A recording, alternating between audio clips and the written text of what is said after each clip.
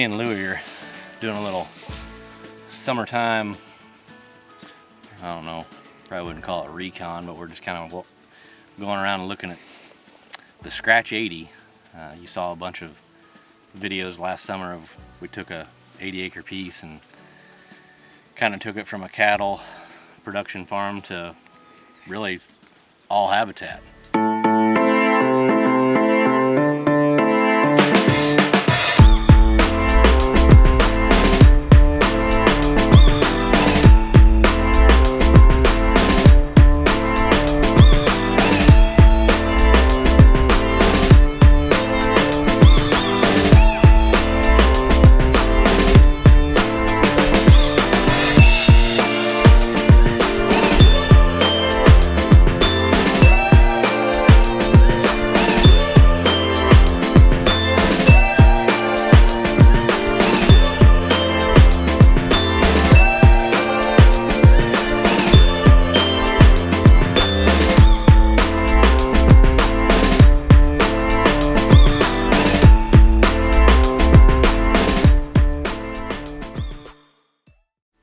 We're in here today, I'm putting a camera up, get this thing going.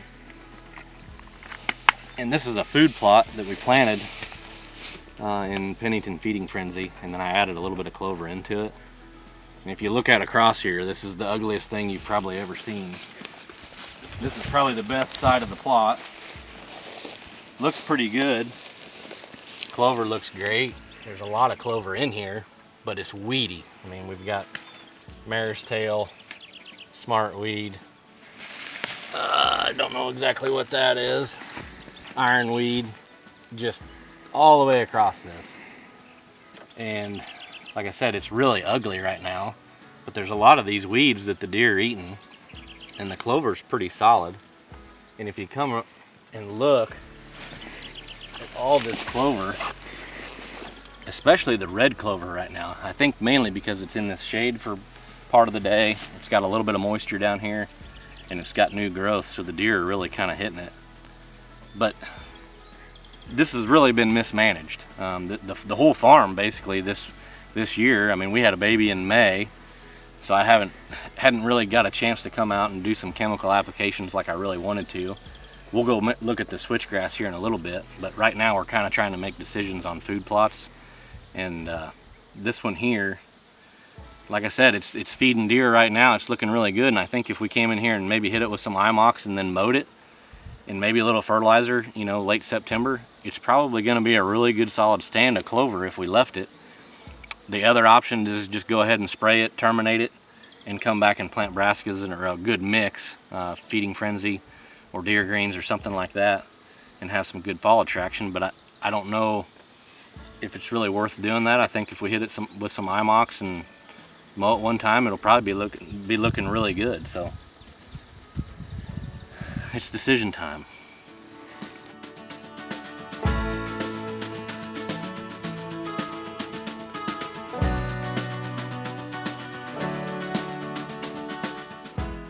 So if you remember last year, one of the main focuses on this farm was cover, and there was a lot of just old pasture ground or old hay ground that we wanted to convert from fescue hay to better native vertical cover, a lot of food, but also switchgrass incorporated into it. And if you remember, we planted it at a little bit lower rate. A lot of guys like to plant it 4 or 5 pounds of the acre, and we knocked it back to 2 or maybe even a little bit less on some of it. And if you come out here and look at it right now, we didn't do anything to this. You know, if we wanted to do a more of a pure stand of switch, maybe we would have came out here with some 2,4-D a little bit earlier in the year, or maybe some quinaclorac. But we've got a really good diverse stand of everything. And if you get down here and look at it, you know, if by the naked eye or the untrained eye, it doesn't look like we have anything that's a success out here. Now, granted, this is only the second year that we've got this going, so you can't really expect a big, huge, tall flush of switchgrass with no management. We basically have kind of let this go. So if you start looking, we've got a lot of switchgrass out here, but it's all, I would say the majority of it is knee high or maybe a little bit taller. Here's a bigger one right here. But there's some really good clumps out here, and it's a nice, pretty even stand of it. But if you start looking, there's so many other plants out here that are beneficial. You know, we've got a lot of weeds. It looks weedy, it looks nasty, but that's what really, the deer really like that. And I'm not really well versed on all of my broadleaf weeds that are coming up in this CRP type setting, but a lot of them are really good food. We got ragweed, we've got ironweed, we've got mare's tail, which is kind of a dreaded weed in an agricultural setting. We've got a little bit of clover. We've got all kinds of stuff out here, vertical cover, and it's better than fescue. And just right here behind me, if you stand up, you can see it. We've got I don't know, it's an acre and a half food plot that's kind of in the middle of this. And we're gonna put a blind and replant this into a fall food plot. But I don't know, this field here is probably a total of 8 or 9 acres. And we're gonna have food dead in the center of it with nice, pretty much native habitat right here in between it. So next year, you know, if we want to try to maybe manage for a little bit more switchgrass, we'll come through here, run a fire through it, and maybe some chemical. But I'm kind of liking the way it's looking right now. I think a fire next spring will really turn it on and let it kind of get a little bit more height to it. But we'll also still have plenty of the weeds underneath that's going to be feeding the deer. If you come through here, a lot of this stuff's nipped off. There's going to be beds out here in it. We've got big cover nearby. This food plot in the future will be a destination feeding source come late season, and possibly could kill a deer, you know, early season too, on an early season pattern. So she's coming along. It just takes time.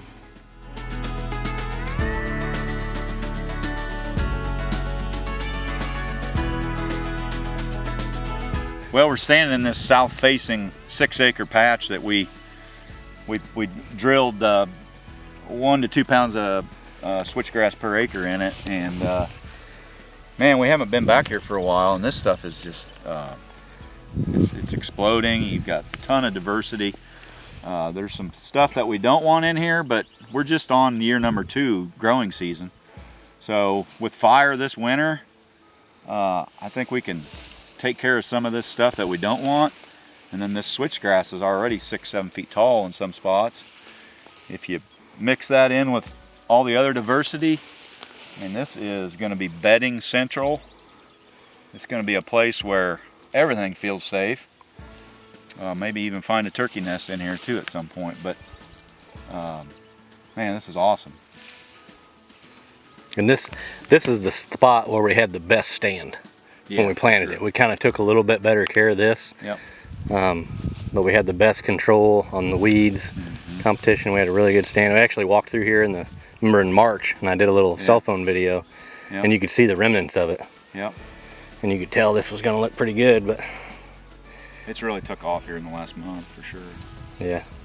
If we'd had time to come in here and manage it a little bit, it'd look maybe a little better, but you can't ask for any better than what it is right now. Head height cover. I think what we're going to do is just spray some food plots and plant some fall crops, get our cameras hung, and just see what's here. That's all you can do. It's just a waiting game. We had 2 or 3 good bucks running around here last year. Yeah.